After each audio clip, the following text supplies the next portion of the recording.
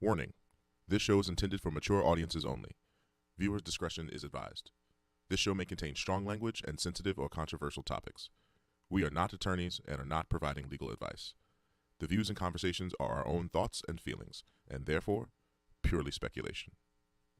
The entertainment world and beyond. Skywalker, air miles, feeding on a surface, glide on the water, constricted and conflicted. Welcome to Purely Speculation, a show that exposes the harmful effects of the criminal legal system. I'm your host, Heather Lewis, the Executive Director of the Reuniting Family Bail Fund and practitioner of participatory defense. On this show, you learn about the unspoken horrors of the criminal justice system and meet fierce allies and advocates. We will make the best of our traumatic experiences. We will get angry. We may even cry. We most certainly going to laugh, but one thing's for sure, we're going to keep it real. Welcome to Purely Speculation. When they free my sins and let them loose, they was killing me, I got scars to prove, got me paralyzed, I could even barely move. Out the way I took the pain again.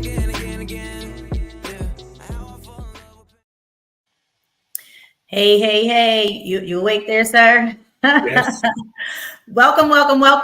We are on volume 20 of season 2, our Court Watch episode, and we got none other than Court Watch Phenom, Scotty Tags. Hello. Oh, How are you? hey, fantastic.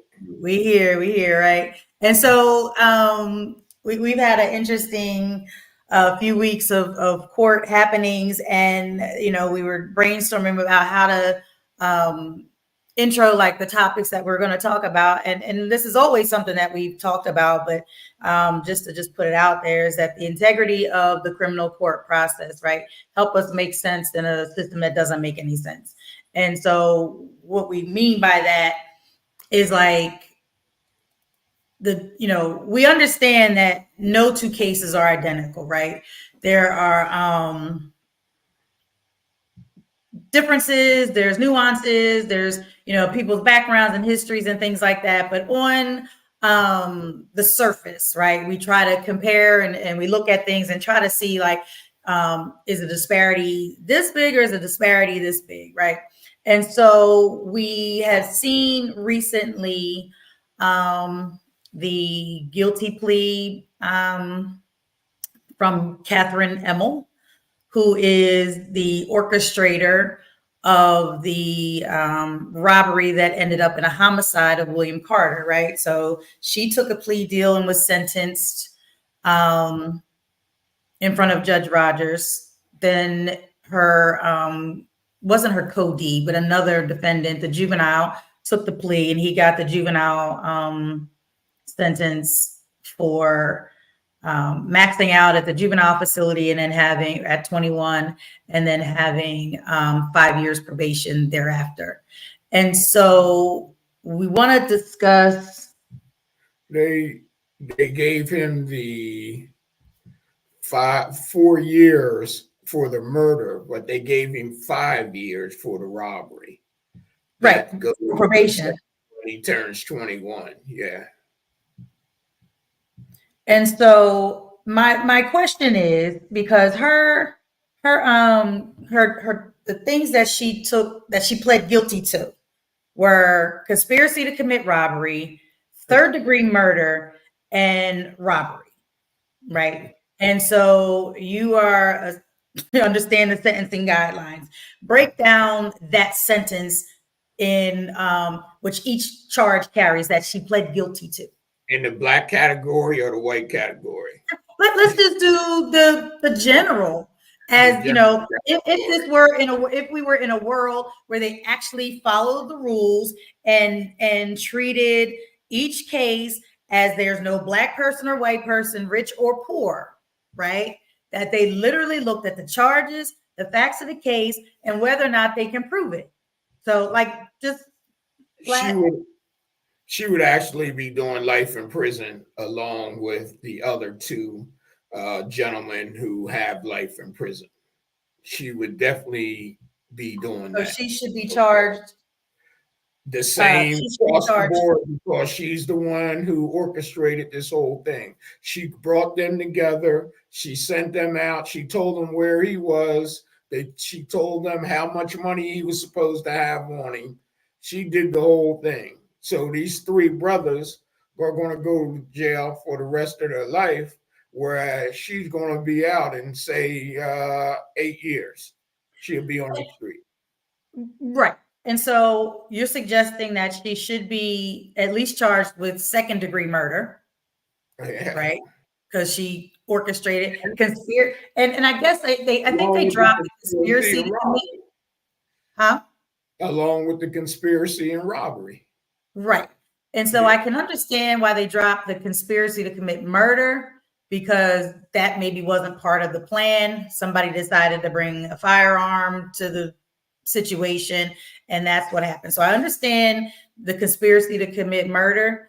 I agree that it should be felony murder, like that. And that's up for debate now, right? They're changing the laws around second-degree murder, felony murder. That if you're not the shooter, right, should you be facing life in prison along with the shooter? And there are certain instances where yes, and there's certain instances where I would disagree with that. If you're standing on the corner, or like you said, we've had instances. We have a young man out of Philadelphia. This situation happened. The dude picked him up, went and did something, and got back in the car and drove off. And they're assuming that he had something to do with it. He's being charged. He's actually got a life sentence off of that type of situation. It's like, I had nothing to do with it. I didn't know he was doing this. Like he just picked me up. I thought we were going to the store. He stopped somewhere and had to, get some money. Didn't know that meaning getting money was killing somebody. You know what I'm saying? Where this girl orchestrated this whole scenario, and she testified that she orchestrated the scenario.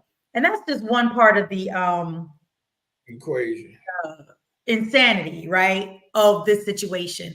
And we're going to call Kevin Steele out, because the DAs, you don't make deals with defendants if you can prove your case, right? So, and no deal gets made without Kevin Steele's stamp of approval. So they had the case, right? They had the evidence. They followed all the tracks. They had the phones. They had the video, the text messages, the tracker that she stuck in his car. So why did you need to make a deal with her? You want my synopsis why they wanted to make a deal with her? Why you make a deal? She was a young white woman with these 4 black men, and she used them to means to her end, because her whole thing, the reason why this was even set up, is because she knew that her ex-boyfriend had won this money. He was supposed to give her X amount of dollars, which he didn't. She needed money to pay her rent so that she wouldn't be evicted. So she set up the robbery. You're not going to give me what I want. We're going to take it all. Right. So, back to where you were talking about when we were saying about second-degree murder, she should have got first-degree murder. I mean, because there are evidence to prove that when I went into the store and the store owner didn't give me the money and I shot him, you were out in the car, you got life with me. Right. You also got life with me. You didn't know I was going to shoot this store owner. All you knew was I was going in there to take the money.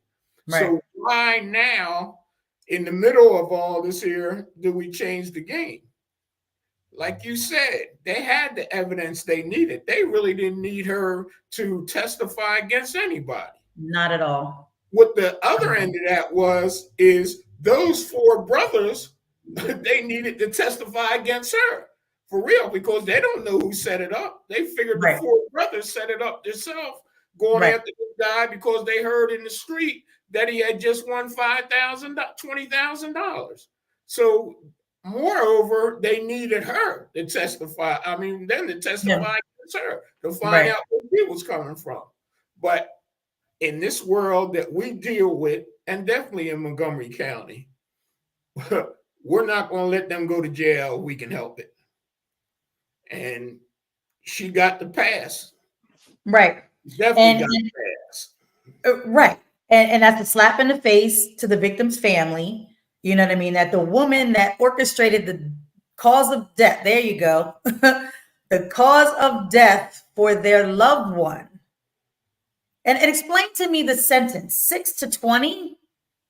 Like that's odd. That's an odd sentence. It's an odd sentence because they added everything, they put everything together. They put in the third degree murder, they put in the conspiracy and the robbery, but they did it in a package deal so that she would not spend any more than 20 years in prison. That was their whole thing, to make sure that she didn't spend no more than 20. And these young men are going to spend, the three of them are going to spend the rest of their life in jail. But she could do as little as 6. Sure. You know what I mean? Like, and how do you get such a low starting number? Yeah, but because of she's going to do 7 or 8, but they have to make it look good. And like you said, It don't look good though. Hey, it doesn't look good to us. You know, you know what the man says. This system, I said, this system don't work. He said, hey, this system works fine. It just doesn't work for you because it's my system. And the crazy, they do it in your face. They do it in your face.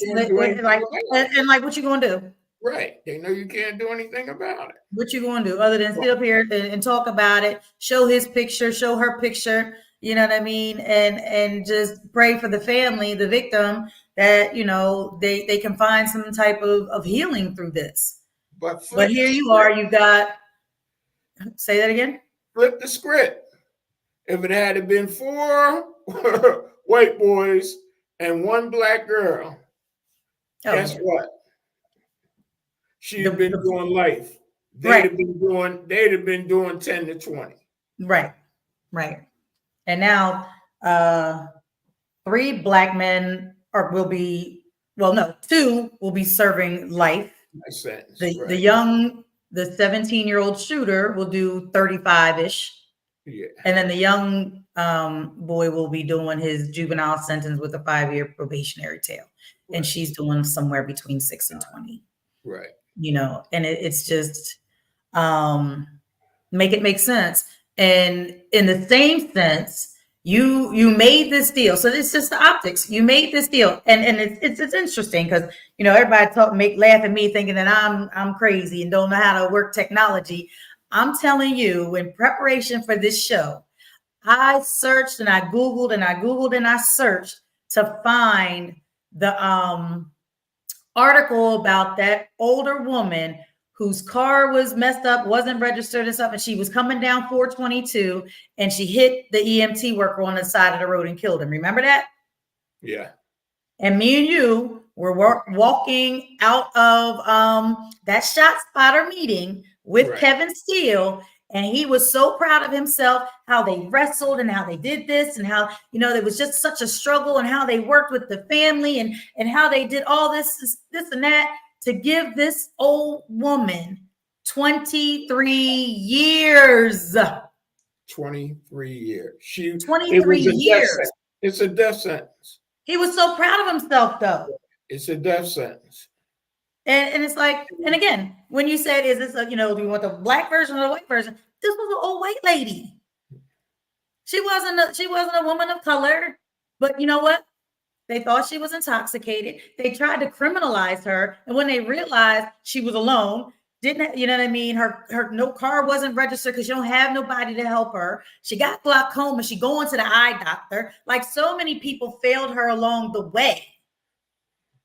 And he wrestled, and how'd you wrestle? When he said he wrestled, he wrestled with the idea that I'm going to let the next person know that if you're driving an unregistered car, if you got glaucoma, okay, if you going down the middle of the road and you don't have a driver's license, this is what can happen to you.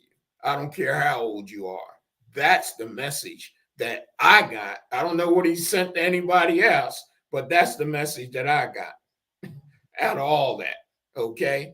And if you were wrestling with something to try and be fair to the family and to this lady, you would factor in her age, okay? Right. You would factor in the fact that she has nobody. She's by herself and she's trying to make it the best she can.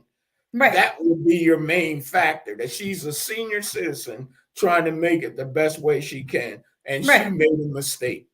Right. It's that plain. She didn't intend to kill anybody. She wasn't intoxicated. That's why they call them accidents. It was an accident.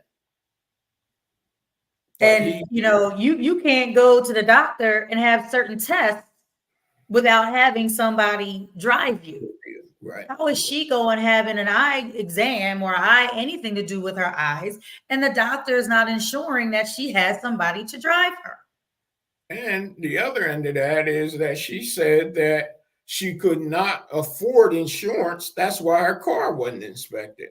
Right. Because she couldn't afford the insurance to get her car inspected. She had Right. it. She said, I had the papers for registration, but why send the papers in for registration when I don't have the insurance? And if I don't have the registration or insurance, I can't get the car inspected. That get from here to there. How I don't have anybody else, right? And this was before COVID, or might have been during COVID, I think. I'm not sure. You know what I mean? So DoorDash, again, if you can't afford insurance, you can't afford DoorDash to deliver your food. You can't afford your medications, all these things. And our newsletter is called Punished for Poverty. And that's exactly what the fuck they did to this lady. They punished her because she was poor. She can't afford the insurance that they mandate you have. She can't afford health care that they mandate you have. She can't afford food. She's living by herself. Like all these things. And they're expecting that you just don't even think about like, oh, what if I didn't have? How would I make it? I remember being a young mom and not being able to afford car insurance. There are things that you have to take risks when you don't have money to cover your basic necessities. She probably got the $12 a month in food stamps that they give.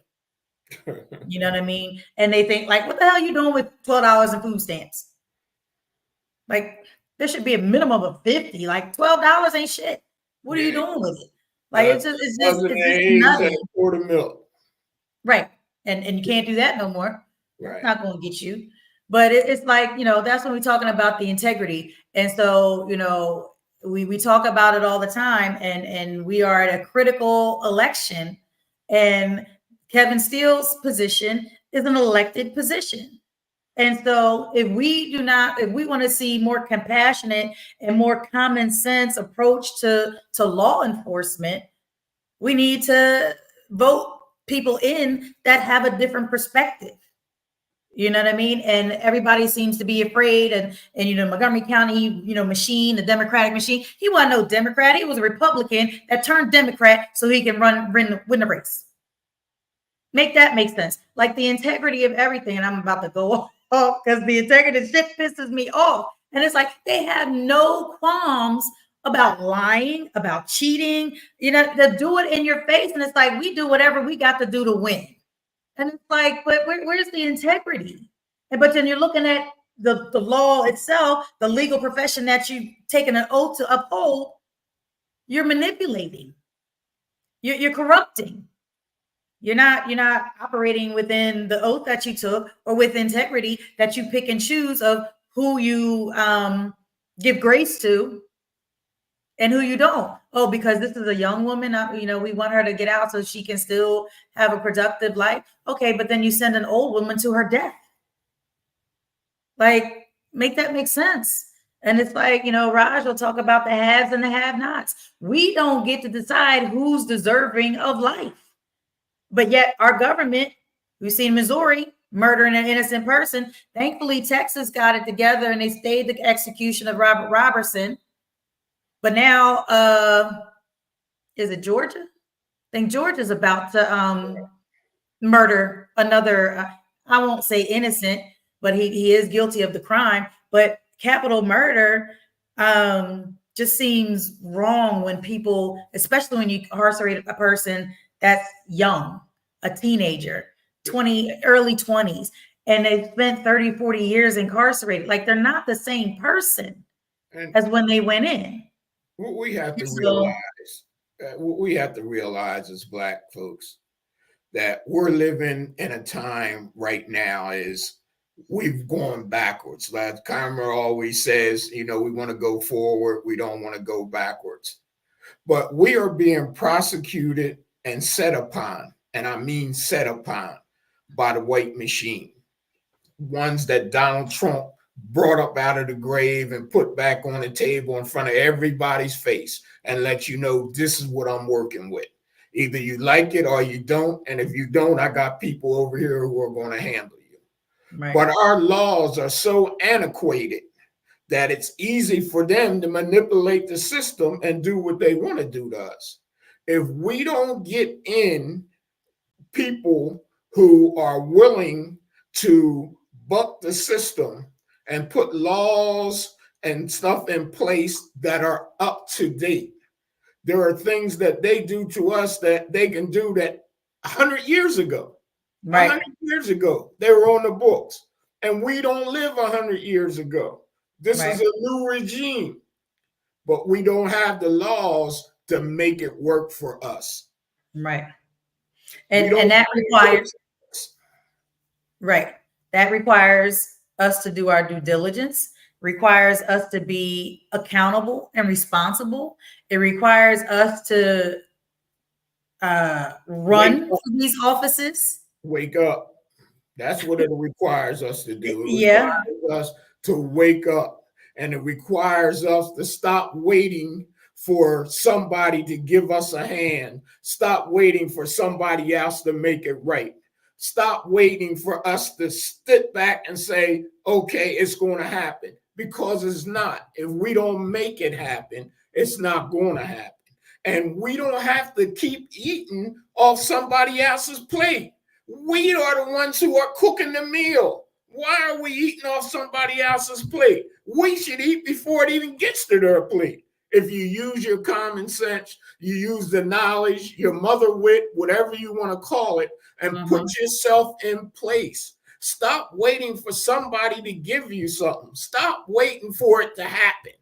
Right. We have to make it happen. If we don't make it happen for us, they're going to keep their foot on our throat. And you know how that feels because we've all been in one of those Russell tumbles. You know how that feels. So we have to learn how to live together, how to work together, and how to do things together.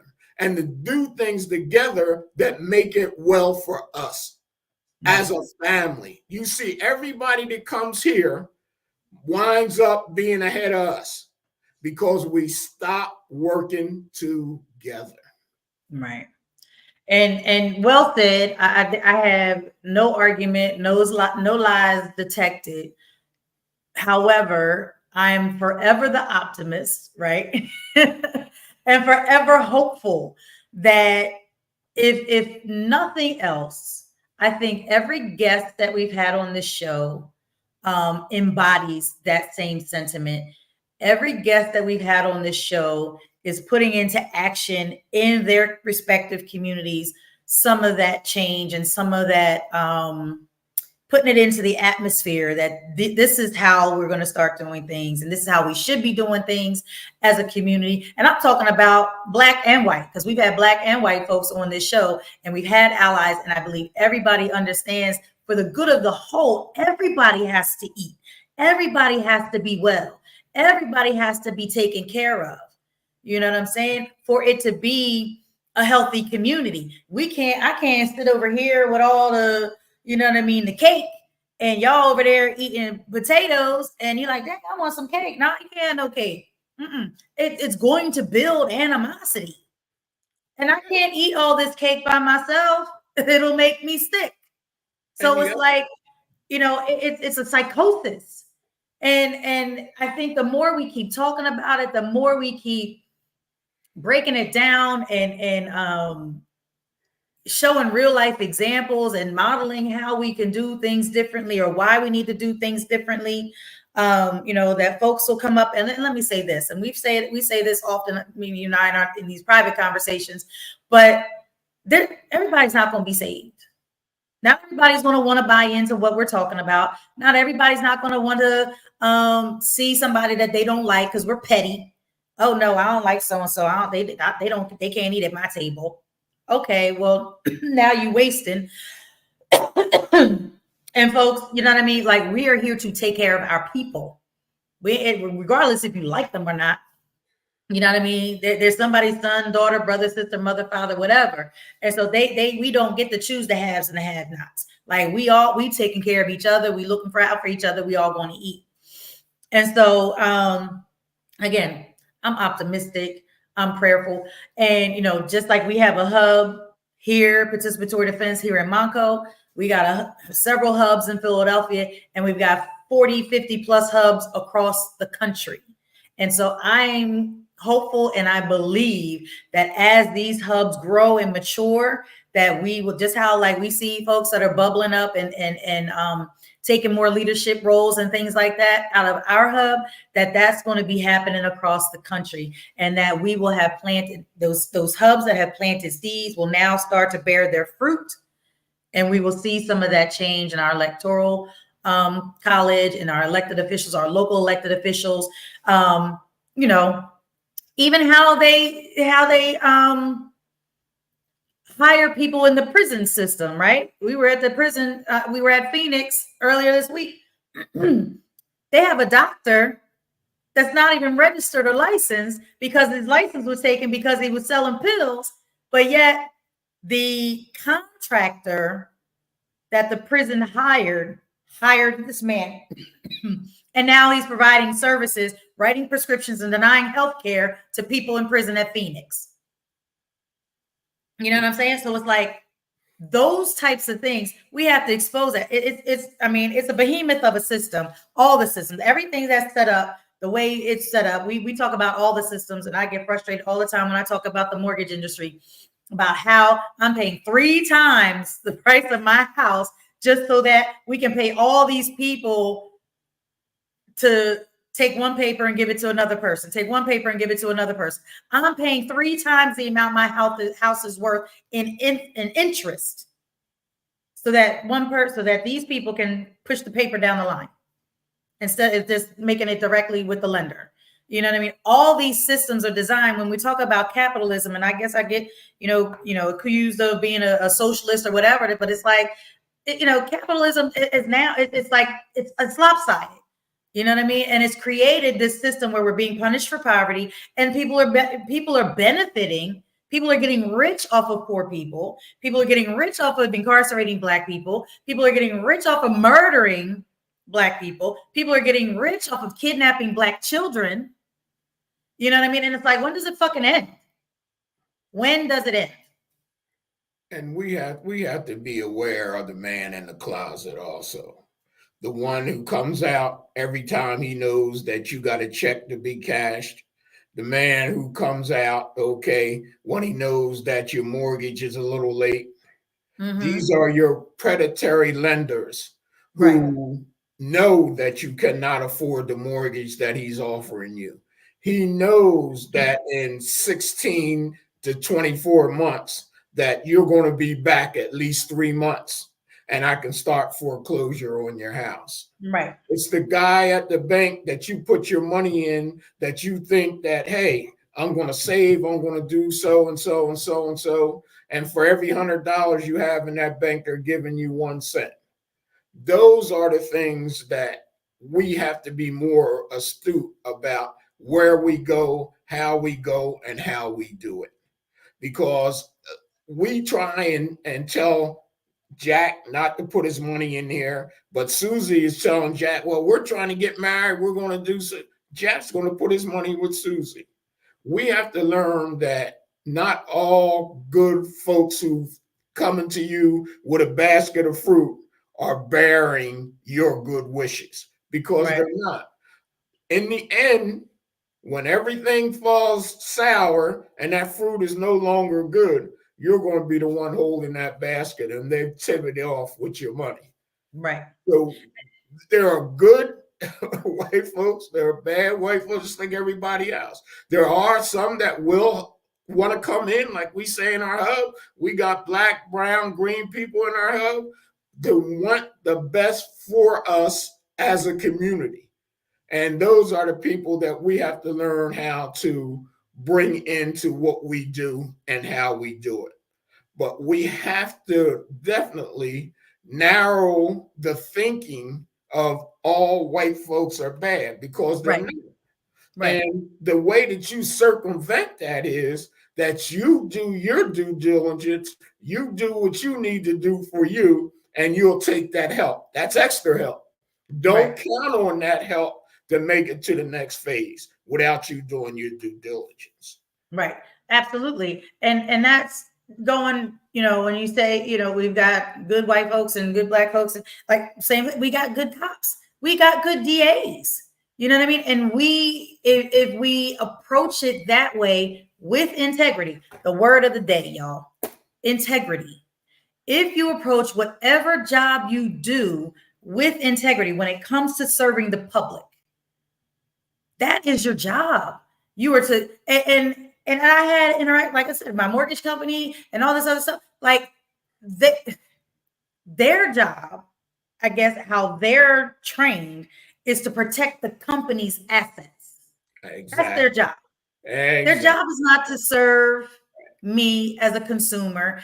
Their job is not to make sure me as the consumer doesn't overpay. It's not their job for me as a consumer that I'm not late or that they give me resources to help me. That's not their job. Their job is to catch me when I'm 30 seconds past due, to hit me with that late fee, and then continue to hit me with that late fee until I can bring that balance to zero, right? Because they will continue reporting you late. They will continue like putting you in that system like you're never going to catch up, right? And until you end up you throw your hands up and say fuck it, and that's the design, and that's how some of the DAs are. That's how these, all these commerce that's trying to sell you something. Their goal is to extract as much money from you as possible. And it's just insane to think that you can do that to people, and particularly poor people or people that have very few resources. They're the main targets, and think that chaos is not going to ensue. Like but we also, I hate to use the R word. but we also have to realize that sometimes we're our own worst enemy. Yeah. Just because I can get a credit card doesn't mean that I need a credit card. Right. Because I tell people all the time, you're spending $1, but at the end of the month, you spend $1.35 between 20 and 35 cents. Any more, you're doing at least 30 cents. Okay. For sure. What that dollar is. Now, you couldn't afford to pay that off at the end of the month. So definitely that 35 cents is coming into play. Okay. So now next month, okay, because you've used that credit card again because you gave them that $30 minimum or whatever that they wanted. Okay. So that messed with your electric bill. So I'm not going to be in the dark. So I use my credit card at one of them pay stations who will take it, and I pay my gas and electric bill. So now instead of 35 cents, I'm $2.70 in. So where and why and how do I catch up to get even again?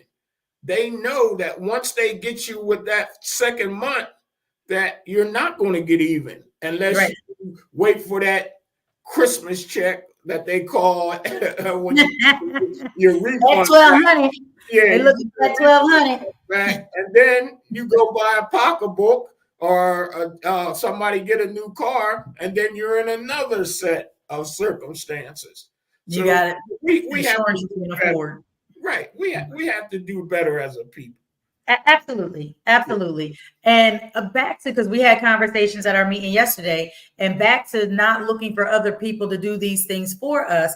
And so, we have to, they're not teaching financial literacy. They're not teaching civics. They're not teaching any of those critical thinking skills, which they don't want our kids to be able to do. They're not teaching them in school. Right. So now they're just sheep. out there for wolves to just gobble up, right? Because that's what's happening to our kids, are getting gobbled up. But before we I go off on another tangent with that because it's just uber frustrating. There was another case, and this was I just happened to stumble into this courtroom looking for someone else and sat down. There was a sentencing hearing going on, and the woman, I walked in, and she had her character witnesses testifying to her character and just how, upset she was at the situation. And so I didn't know really what the case was about until after, the judge heard from all of the people that were speaking on her behalf, and then they read the charges again. And so the case in a nutshell is that this woman took her car in to have it serviced. Something happened to her car. She took it in to get serviced. Days later, a week later, whatever, they bring her car back. It's not her car. It's not her SUV, rather.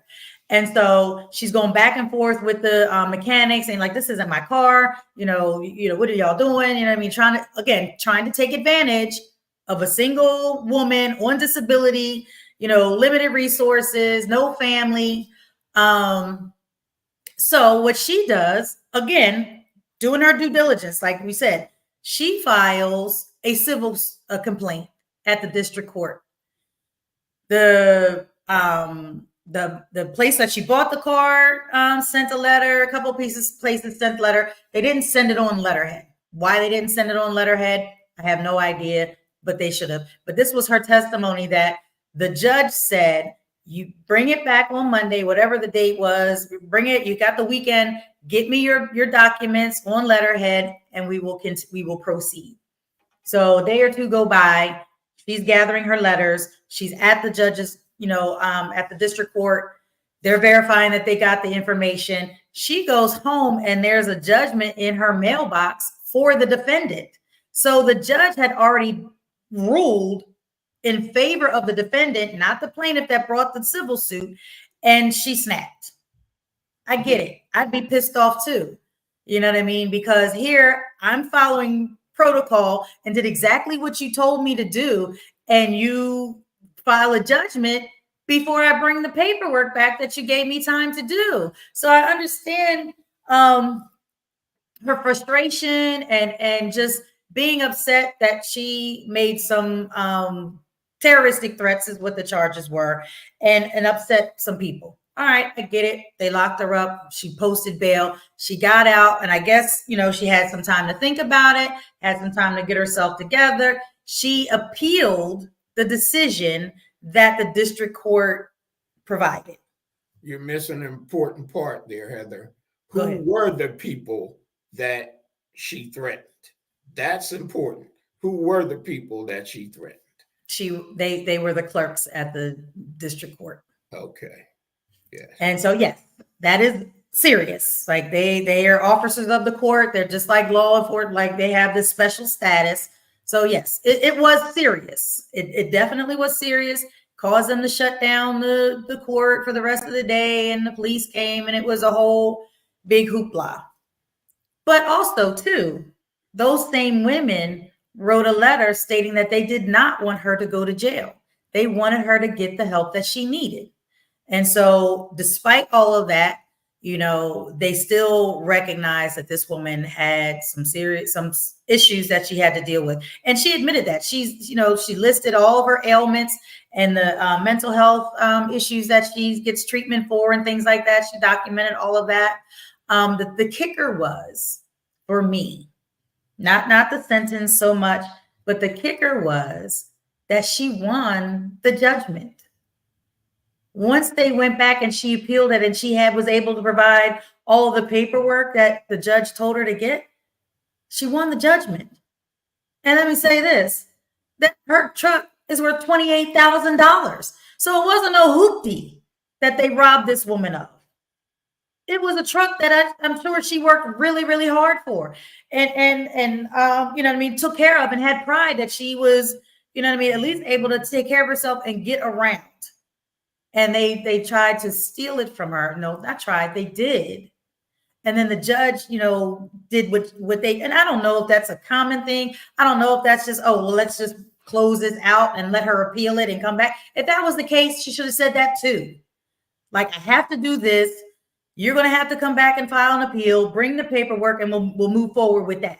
Like, I don't know if they gave her all those instructions, but you know what I mean? Those things, like, people don't always understand, she's got some mental health and disabilities. So yeah, it's hard. And she's by herself. Again, another person by themselves.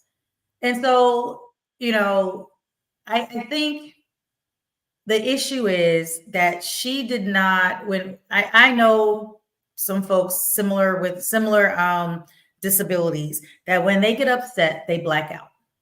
And so she did not remember making those threats, because I think she was so angry and upset and beside herself. She doesn't even remember doing it, despite the evidence that they had.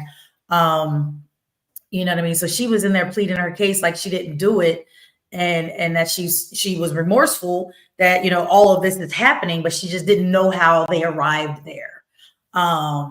And despite all of that, despite her allocution, despite her sobbing and her crying and the support that she had, her attorney did a great job. Like, he gave her 11.5 to 23 months forthwith at the fucking county.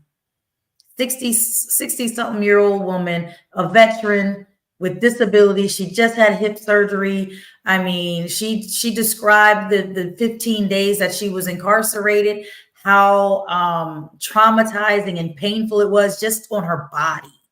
You know what I mean? And she's crying. She's like, I'm going to die in here. He would not consider house arrest. He would not consider that. The only thing this issue that I had with the attorney was that maybe he didn't ask, and he maybe should have asked for her to have some time to get her affairs in order, because she came for sentencing. She wasn't expecting to go to jail. She really wasn't. And in the meantime, these people still have her truck because she was not there to go retrieve it. Exactly. And I don't know who can help her with that. Right. I gave her friend my card, and if she calls us or not, or maybe some folks, that are up there at the county, can, hopefully they're talking about us, will help her at least try to retrieve her vehicle, because she's not going to have her home. She's not going to have her car. She's not going to have, they're going to they stop her pension checks, stop her pension, stop her disability, all her benefits, all her everything will be lost. Right. And it's like, all because somebody stole something from you. And that's what she was saying. Like, I came to y'all for help. I came to y'all for help. And how is it that I'm the one going to jail? After all of that, I'm the one going to jail. Like, are you serious? Like, make it make sense. It make sense. And the reason why they thought they could take her truck and get away with it is because of the exorbitant charge that they charged her to fix her truck. So they figured they put a lien against her truck and keep her truck. But then when they seen that wasn't going to work, they brought her a truck similar to hers, but not as pristine as hers. Right. Hey, that woman cleaned that truck every day. She knows I go out. She know her baby. Right. She knows what's what. Yeah. Right. Yeah. And it's like the audacity of them to try to do that. And the VIN numbers. Come on, the VIN numbers. How stupid these people are. They should have went to jail for changing the VIN numbers, which is federal. Right. Which is federal. They should have went to jail for changing the VIN numbers. Right. Yeah. So this is, and again, that's just the integrity of when you're doing customer service. So that mechanics, and I don't know who they are. Like, we've just been doing so much that we haven't had time to really follow up and track down like who those people are and put them on blast and follow up and make sure. Blast is Mike's down East Main Street. Oh, Mike's down East Main. Mike's down East Main Street. Right. Okay. But we want more information and more details so that if that's what they did, not if, prove that that's what they did, they need to be prosecuted, especially because this woman was incarcerated behind. That's what they did, because when they came in there with their paperwork, it had her VIN numbers on the paper that they had. So if it wasn't her car, where'd you get her VIN numbers? Right. You changed the VIN numbers on the car. Yeah, we need to advocate. Call that into play. Right. Before he sent that woman to jail. Exactly. And that's the thing. Like she won the judgment before, all of this stuff and it did her no good. Came to pass. And it's like, and she did. She was in there crying, and it was just horrible. It was horrible. So I don't know what to make of that. We didn't all right, let's lighten the mood a little bit. Oh gosh, this is so heavy. And so with that being said, you all know that we are celebrating 5 years, so you get to see this awesome video that we shot in celebration or in anticipation of this 5-year anniversary that we're going to be having on November 10th. It's actually going to be a weekend of activities now. We've got promo. We're putting together promo now. Fox and Rob are coming. We are going to be screening their sequel to their Oscar-nominated documentary Time 2, Unfinished Business. We will be seeing that on Saturday, November 9th at Center Theater. And then the open house on Sunday at Blue Bear Studios from 3 to 7, and we can rotate. Hey, y'all. We are inviting all family, friends, allies, and those folks that don't know who we are but need to our 5-year anniversary on November 10th here at Blue Bear Studios in Norristown. This free and open to the public event will feature guest speakers, formerly incarcerated artists that have phenomenal artwork here, a live working kitchen that has delicacies from local Norristown caterers, and of course, the Eagles-Dallas game will be live streaming right here in the Blue Bear Studios green room. As the only nonprofit bail fund supporting families here in Montgomery County, reaching 5 years is not only a milestone for the organization, but for the community as a whole. To become a sponsor of this historic event, please contact us at the information below and become a part of the movement as we continue to fight for the reform of the criminal justice system.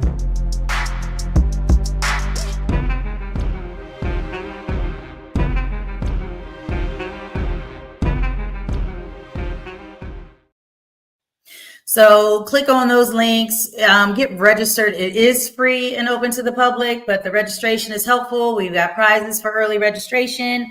And just so you know that from 3 to 6, we're jam packing all of the activities. So all the giveaways, all the freebies, the food, the drinks, all of that. We will be doing that from at 3 to 6, because we'll be wrapping up and doing moving on to the next activity after that. So get there early, check us out.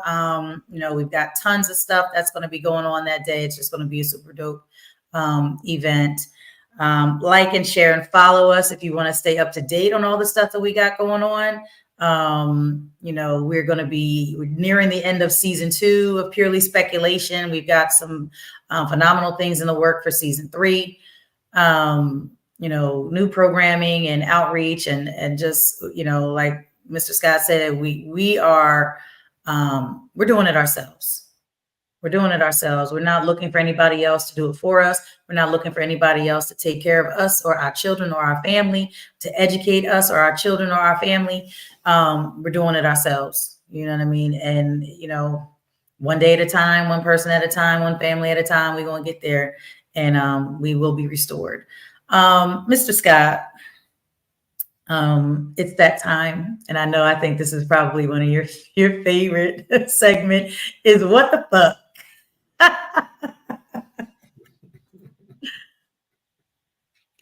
Believe it or not, I don't have one. What? You can't be that frustrated that you're out of fucks. It's not that I'm frustrated. It's the fact that we keep hollering to our people, and for whatever reason, they keep doing this. But yet and still, when they're put in a pigeonhole, they're like this. They want us to react to what you created. But Right. we try and stop you from creating that and putting something positive in your way to help you go to the spot where you're at right now. And it seems like, oh, I got to do me. I got to do me. But you don't realize that doing you is harmful. Doing us is meaningful. Right. And that's what the fuck are we going to learn about all this nonsense and get together? Everybody is passing us. People are coming here. They're buying up Norristown. They're opening up new stores and businesses and everything. And we're standing still with doggone binoculars, just looking all around the town that used to be us. Right. Yeah. Used to be us. So we need to wake up, work together, and build up. No, I agree. I agree 100%. And my kids will tell you that I will help you do it. And it doesn't have to be my way, but I know certain things, just like you, that work. Now, yes, there are new ways. Like we got all this new technology and things like that, but these young people ain't even utilizing the technology to the fullest. All they do is watch videos. They don't utilize the alarm features. They don't utilize the calendars. They don't utilize all the other functions, writing documents and resumes and things like that. They search the internet and they scroll TikTok and videos and things like that. And it's like, I will help you, but I can only do so much. I can't make you do it. And the fact that you want to do it your way, when I showed you a way that I know for sure works, but then you want me to, like you said, you're out here waving, crying, I need help. I need you to fix this. And it's like, how can I fix it when you ignored my advice and my wisdom from the beginning? And I understand people have to, make their way and all that. I'm not saying not to do that, but you got to use your brain. Right. And not only that, when they want us to help them get out of what they got themselves into, we don't know how you got there. So how do you expect us to just come in and fix that problem? Right. I've been telling these young guys, who have come home or whatever, I don't have college. I don't have this. I don't have that. I keep trying to tell them college is obsolete right now. You could forget college.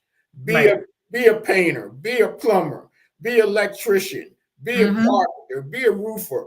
Take your business and your life in your own hands. Right. All college is about, they want to make sure that you came to a place for 4 years, did your job, knew how to manage yourself doing that job for those 4 years. Right. That's what college is. Nobody cares about where you graduated and how many doggone kudos you got while you were in there. No, they want to know, can you come to my job? Will you do the job efficiently? And will you be here all the time? That's all. And I would agree. College is about. I agree with that to a certain extent, because unless you're a doctor or a lawyer that has like a specialized, college, but you've got all these like business degrees and the general studies type of thing. You're absolutely right. It does not matter which school you go to. I know folks that have, gone, and young people, because that's what we were told to do. Like, you go to college and this is what you do. And, they're paying you $15 to have a master's degree. Well, I can't afford to pay my student loan. You know what I mean? If you're not paying me a living wage. But the back end of that, it goes back to what I was saying earlier. It goes back to the finance company.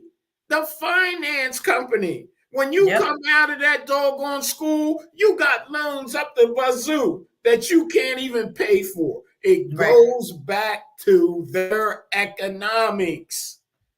Their economics, not ours. Right. Right. You work all your life to pay off the school funds that you got, so you're really not making the money that you think you are. Like you said, unless you're a lawyer or a doctor or whatever. But Right. regular folks who getting a college degree, you're not getting anything. You're still paying. I know kids that have been out of school 15 years, still paying off doggone student loans. Right. Yes. Yeah. Wow. Waiting for Biden to give that next wave of forgiveness. Right. Yeah. And meanwhile, you can't generate wealth with home ownership or being an entrepreneur and things like that. Yeah. It's College is not for everybody. no, Make your it's own not. way. Yeah, make your own way. I agree. And so with that, the last guest that we had was Lee Owens. And I think Lee embodied how you start off and things change. And, you know, I won't say derailed, but his trajectory kind of took a turn. And, you know, it kind of zigzagged. And he's landing on his feet, you know what I mean? And he's doing phenomenal things. And to be able to come full circle and be able to be in a position to educate people that was in a similar situation that he was, and be proof, living, walking, breathing proof. He's not historic. He's not some historical figure that, you know, lived 200 years ago. He's living, breathing, walking amongst us right now today, who is living proof that it can be done, that you can survive Rikers. You can survive. And I kept saying in Rikers, and he was saying on Rikers, because Rikers is an island. Yes, he survived living on Rikers. He got his life back together, and now is teaching other folks how to do this, uplifting other people. So if you want to know, see how it's done, listen to Lee's story. Listen to Lee's story, and just, you know, reach out if it's something that you want to do. Hit us up. You know, we just moving and shaking and doing all types of things. So it all is not lost. I'm still hopeful. I pray that Mr. Scott is still hopeful. I think he is, because he's on here talking about it. And just like my mama said, and I tell my kids, when I get quiet, that's when I don't care.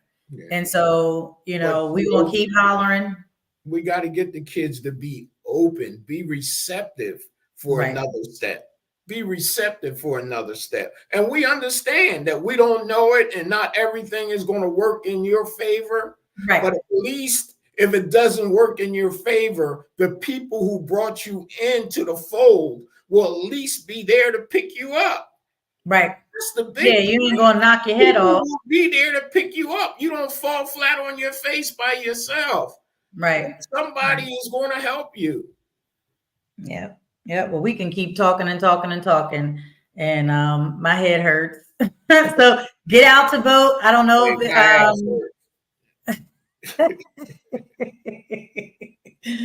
get out and vote. Get registered to vote. You can still get registered online. Please exercise your vote. This is such a critical race. I just watched the video. These teenagers was out there stealing Harris Waltz signs. And like 60 of them. And they literally researched the crime, calculated how much these signs would cost, and in their head stole only enough to be below the financial threshold of it being a felony. Unbeknownst to them, they see, this is how kids think. They think they're so smart, but they went to Etsy, and I don't know if you know what Etsy is. Etsy's like this little artsy kind of community where people sell all their stuff that they make and things like that. So they went to Etsy, and they saw that somebody was selling Harris Waltz signs on Etsy for $3. And the lady was like, "Oh, no. These are $20. The National Democratic Committee pays $20 a sign for these. And so 60 times 20 is a felony." They're like, huh? And they literally, because their argument was like, no, there's 60 and it was only $3 a piece and this and that. So they literally researched the crime that they were about to commit and tried to justify it. Mind you, they've got 60 signs in the trunk of their car. You know how they got caught? The lady, because somebody kept stealing their signs, she put an AirPod tracker on one of the signs. And that's how they found him. And I'm like, and the mom was just mad. Oh, just take him. This is so stupid. It was bananas. It was wild how she acted. And it's like, your kid is literally out here stealing people's yard signs, committing a felony, and you're like, just take them, just go vote. And she's like, your kid's just committed a felony. There's a crime. And she's just debating like, no, it's not. It was insane. But see how they use what they have to abuse what goes on here in the world. But that's just okay. Ingenuity. You won't take that same ingenuity to make the next step, to make the world better, make yourself better, make your people better. It's integrity. Same ingenuity to do what needs to be done for you and your community. Yep. That's the thing that hurts me. You rather go in the back door. Yep. So, all right. Well, that's it for tonight. We have some work to do. I know you're working the polls, and I will be out there voting. And anybody that needs help getting to the polls, there's folks out here to help you. So get out and vote, because the next time we see y'all, we're going to have a new president. And the world as we know. Come out and vote. No, we're going to have a new president regardless. Now, what they look like. Now, when you say different, we're talking about Ms. Harris. When you say new, we're talking about that other guy, okay? And is that what that meant? He's not going to be president. He's going to be a dictator. He already told you that. I'm not going to be your president. I'm going to be your dictator. Right. So. Yes. Yeah. Because, yes. And I don't want to go down that rabbit hole. Hey, that's a slippery slope. It sure is. It sure is. But yes, the next time we see y'all, things will be different. Yes. So, very be different. safe. Yeah. Be safe. Be well. Right. Deuces. Thank you for tuning in to this episode of Purely Speculation. If you learned something, share something. Please like, follow, and share this show. The more our communities know, the more they are empowered, and the faster we can create change. Purely Speculation would not be made possible without the generous support of the Community Justice Exchange, the Health Sparks Frank E. Boston Black Justice Fund, Philadelphia Foundation, and Reform Alliance. Thank you. Booyah! Intuition different, already lived and dreamt it. Visions make my vision clear as I'm jogging through this fog of life. I be fog eyes with the fog set, body and I'm all set. Baby, can you be my Cardi B on an offset? Toast we got itself, we building still materials.